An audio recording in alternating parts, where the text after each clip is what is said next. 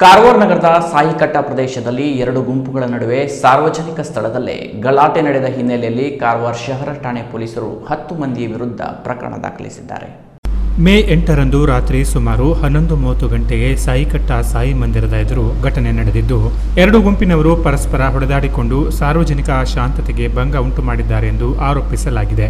ಕಾರವಾರ ಶಹರ ಪೊಲೀಸ್ ಠಾಣೆಯ ಸಿಎಚ್ಸಿ ಗುರು ಗಾಂವ್ಕರ್ ನೀಡಿದ ದೂರಿನ ಮೇರೆಗೆ ಪ್ರಕರಣ ದಾಖಲಾಗಿದ್ದು, ಆರೋಪಿಗಳಾದ ವಿದ್ಯಾಧರ ಮೇತ್ರಿ 40 ವರ್ಷ, ಕೃಷ್ಣಾನಂದ ನಾಯ್ಕ್ 40 ವರ್ಷ, ಜಗದೀಶ್ ನಾಯ್ಕ್ 46 ವರ್ಷ, ಸಂಜಯ್ ನಾಯ್ಕ್ 46 ವರ್ಷ, ಓಂಕಾರ ನಾಯ್ಕ್ 28 ವರ್ಷ, ಸಾಯಿ ಕಿರಣ್ ಪಂಚೇಕರ್ 25 ವರ್ಷ, ರೋಹನ್ ನಾಯ್ಕ್ 28 ವರ್ಷ, ವಿಜಯ ಮೊಗೇರ್ 19 ವರ್ಷ, ವೈಭವ್ ಕುಡ್ತರ್ಕರ್ 18 ವರ್ಷ ಹಾಗೂ ವೇದ ಪಾವಸ್ಕರ್ 19 ಹೆಸರುಗಳನ್ನು ದಾಖಲಿಸಲಾಗಿದೆ.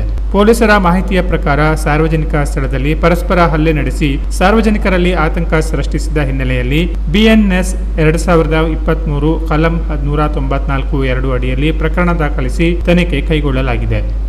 Canara plus news, Karwar.